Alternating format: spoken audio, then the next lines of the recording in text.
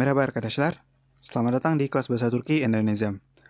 Pada topik sebelumnya, kita sudah membahas tentang kalma durumu, atau cara menyatakan di dalam bahasa Turki. Untuk teman-teman yang belum melihat videonya atau ingin mengikuti kelas Bahasa Turki Indonesia secara lengkap, bisa langsung membuka tautan yang terlampir di deskripsi video.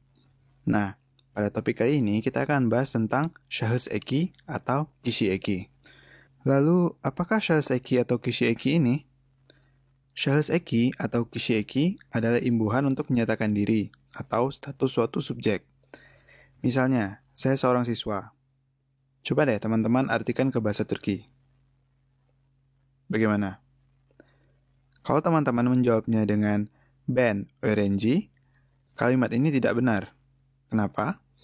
Karena pada kalimat tersebut memiliki kata ganti. Ya, kata ganti orang pertama tunggal atau saya ada di sana. Dan setiap kata ganti atau zamir diperlukan ek atau imbuhan pada predikatnya untuk menyatakan siapa yang memiliki status predikat itu. Imbuhan yang diperlukan disebut şahıs eki. Lalu, bagaimana kalimat yang benar? Atau, bagaimana penggunaan şahıs eki ini? Langsung aja. Şahıs eki. Sebenarnya, pada topik soru eki dan kalma durumu secara tidak sadar kita sudah menyinggung tentang şahıs eki. Saat ditanya, Ali müdür mü? Evet, Ali müdür. Atau Ali müdür değil. Baba evde mi? Evet, baba evde. Atau baba evde değil. Lihat kan, kita menyatakan Ali adalah seorang mudur atau bukan, dan ayah di rumah atau tidak. Tetapi subjek yang digunakan adalah o, atau orang ketiga tunggal, atau jamak. Nah, kali ini kita akan menggunakan kata ganti atau kişi zamirleri yang lain, yang sebelumnya pernah kita pelajari di topik çoğul ekleri. Bentuk umum dari şahıs eki adalah seperti ini. Ingat, e dengan simbol akan berubah menjadi e, i, u, atau u saat berharmonisasi dengan vokal akhir. Lalu, apa arti huruf y di sini? Y di sini maksudnya ada saatnya y disisipkan di antara kalimat dan tidak. Maksud lebih lanjutnya kita akan bahas nanti. Sekarang kita lihat aturan şahıs eki ini lebih jelas.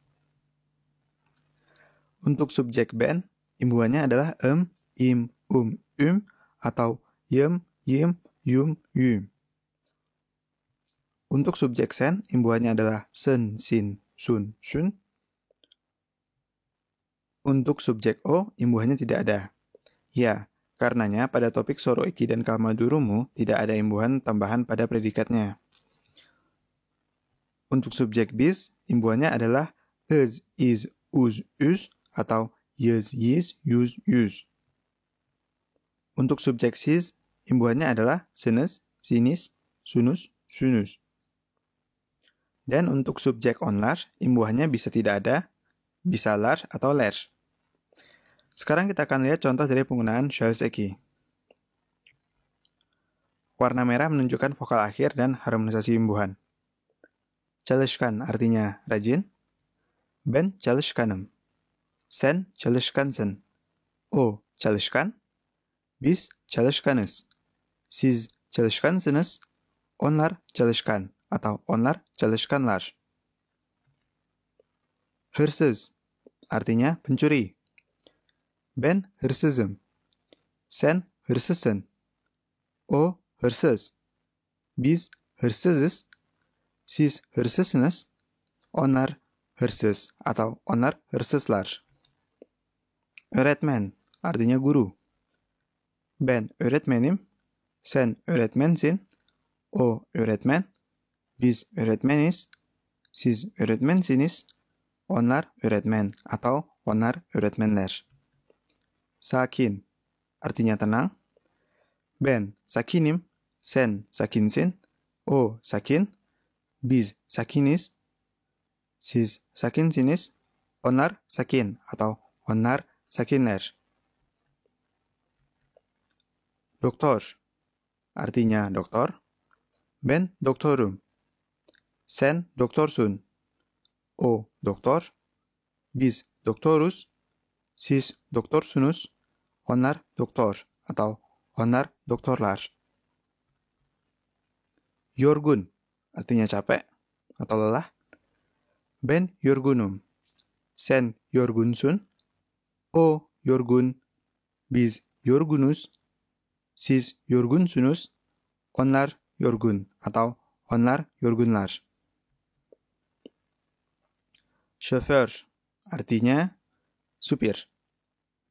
Ben şoförüm. Sen şoförsün. O şoför. Biz şoförüz. Siz şoförsünüz. Onlar şoför atau onlar şoförler. Üzgün artinya sedih. Ben üzgünüm. Ben üzgünüm. Sen üzgünsün. O üzgün. Biz üzgünüz. Siz üzgünsünüz. Onlar üzgün atau onlar üzgünler. Mungkin teman-teman bertanya, kenapa untuk subjek onlar bisa diberi imbuhan ler bisa tidak? Inilah salah satu keunikan dari bahasa Turki. Untuk menyatakan suatu hal, tanpa menyebutkan subjeknya pun kalimatnya akan menjadi benar. Contohnya, untuk kalimat saya seorang dokter, dalam bahasa Turki cukup mengatakan doktorum sudah benar dan bisa dimengerti. Karena şahıs eki sudah menunjukkan siapa pemilik predikat tersebut. Karenanya, untuk kalimat mereka adalah guru, bisa jadi onlar öğretmen, bisa jadi onlar öğretmenler atau öğretmenler saja. Pastinya pada kalimat onlar öğretmen, subjek tetap harus disebutkan untuk menyatakan status jamak dari subjek tersebut. Jika teman-teman perhatikan dengan baik, semua kata pada contoh sebelumnya memiliki huruf akhir konsonan. Sengaja saya buat seperti itu karena ada aturan yang berbeda pada kata yang memiliki huruf akhir vokal. Apa perbedaannya? Perbedaannya adalah disisipkan huruf Y di antara kata dan imbuhan. Inilah maksud huruf Y dalam tanda kurung yang kita telah lihat di awal topik. Contohnya sebagai berikut. I artinya baik. Ben iyiyim. Ada sisipan huruf Y di antara I dan imbuhan im. Untuk sen dan O, kita sudah lihat di awal topik, tidak ada huruf Y yang disisipkan. Jadinya, sen iyisin, O iyi. Biz iyiyiz. Juga ada sisipan huruf Y di antara I dan imbuhan is. Kemudian, untuk subjek siz dan onlar juga tidak ada imbuhan Y. Jadinya, siz iyisiniz dan onlar iyi atau onlar iyiler. Okulda. Ben okuldayım. Sen okuldasın. O okulda. Biz okuldayız. Siz okuldasınız. Onlar okulda atau onlar okuldalar. Nah, kenapa harus disisipkan huruf Y? Kenapa tidak langsung iyiyim seperti itu? Kalau ditanya kenapa, karena tidak ada vokal berdekatan dalam kata asli bahasa Turki. Ya, kata asli bahasa Turki tidak memiliki huruf vokal yang berdekatan. Kalau misalnya teman-teman pernah lihat kata saat, ziraat, aile, misalnya, a, ile, ada dua huruf vokal yang berdekatan. Mereka adalah kata-kata yang bukan berasal dari bahasa Turki. Dengan kata lain, mereka adalah kata dari bahasa serapan. Bahasanya dari mana? Teman-teman pastinya sudah tahu, kan? Ya, dari bahasa Arab, misalnya. Saat, dari bahasa Arab. Aile, artinya keluarga, dan bahasa Arabnya aila. Ya kan? Makanya dengan ketentuan seperti itu, untuk iyim harus disisipkan huruf Y di tengahnya. Dan pastinya kata-kata lain juga yang akhirnya berakhiran dengan huruf vokal dan diimbuhkan şahıs eki pada subjek ben dan biz. Gampang kan? Lanjut. Dan semua kalimat pada contoh sebelumnya merupakan bentuk positif. Ya kan? Saya sedang sedih. Ben üzgünüm. Bagaimana kalau saya tidak sedang sedih? Ya, pada topik soru eki dan kalma durumu, bentuk ini sudah kita lihat, yaitu dengan menambahkan kata değil. Pastinya, kalimat yang benar bukan ben üzgünüm değil. Penggunaan değil yang benar adalah sebagai berikut. Değil. Ben değilim. Sen değilsin. O değil. Biz değiliz. Siz değilsiniz. Onlar değil. Atau onlar değiller. Yap, şahıs eki diletakkan pada kata değil, bukan pada predikatnya. Contoh. Şahıs eki olumsuz örnekleri. Mutlu, artinya senang. Ben mutlu değilim. Sen mutlu değilsin. O mutlu değil. Biz mutlu değiliz. Siz mutlu değilsiniz. Onlar mutlu değil atau onlar mutlu değiller. Gampang kan? Tidak ada aturan harmonisasi di sini. Juga aturan huruf Y yang disisipkan. Nah, sekarang kita akan bahas tentang pertanyaan yang menggunakan shaiseki. Dan di sini juga kita akan melihat pada jenis kata apa saja shaiseki ini digunakan. Kenapa ada 3 kata tanya? Dari contoh-contoh sebelumnya, jika diperhatikan dengan baik, ada 3 jenis kata yang digunakan. Karenanya, untuk pertanyaan pun digunakan 3 kata tanya yang berbeda. Pada contoh, saya baik, apa yang ditanyakan? Bagaimana? Pada contoh, ben öğrenciyim, saya seorang siswa, apa yang ditanyakan? Siapa? Dan pada contoh okuldayım, saya sedang sekolah. Apa yang ditanyakan? Di mana? Contoh pertanyaan menggunakan shaiseki adalah sebagai berikut. Untuk subjek ben, nasılım, kimim, neredeyim.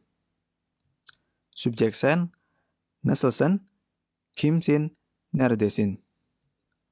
O, nasıl, kim, nerede. Biz, nasılız, kimiz, neredeyiz. Siz, nasılsınız, kimsiniz, neredesiniz.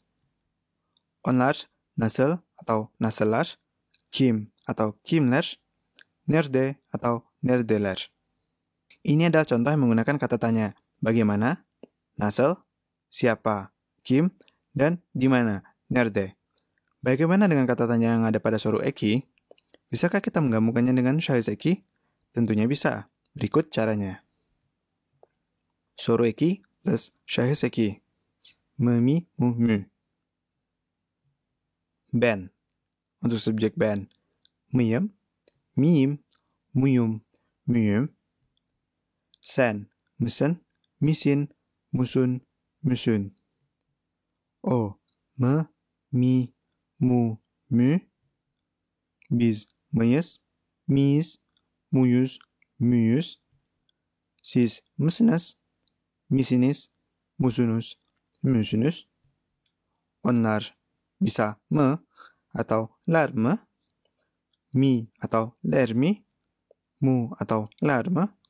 Mü atau ler mi? Nah, coba. Bisa nggak teman-teman membuat contoh kalimat dengan menggunakan gabungan soru eki dan shaiseki ini? Tulis di komentar ya contoh pertanyaan dan jawabannya. Terakhir, saya akan membahas tentang aturan yang pastinya tidak kalah penting, yaitu shaiseki dan huruf-huruf kecap. Apa itu huruf-huruf kecap? Kecap di sini adalah kata yang digunakan untuk mempermudah mengingat huruf-huruf yang dimaksud, seperti Verstärkte Shahab yang kita bahas di topik Kalma Durumu.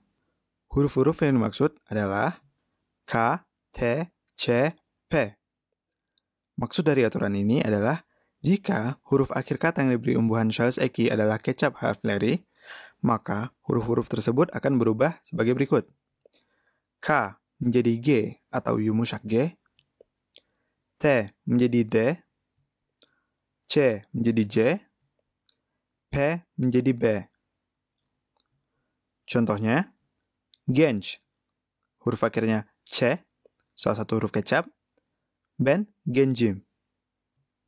Biz genciz.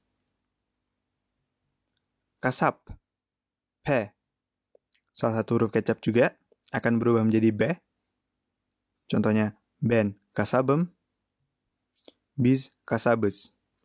Ya, untuk aturan ini cuma berlaku pada subjek ben dan bis saja, karena pada subjek ben dan bis, imbuhannya tidak memiliki huruf vokal di depannya, yaitu im, dan is, us.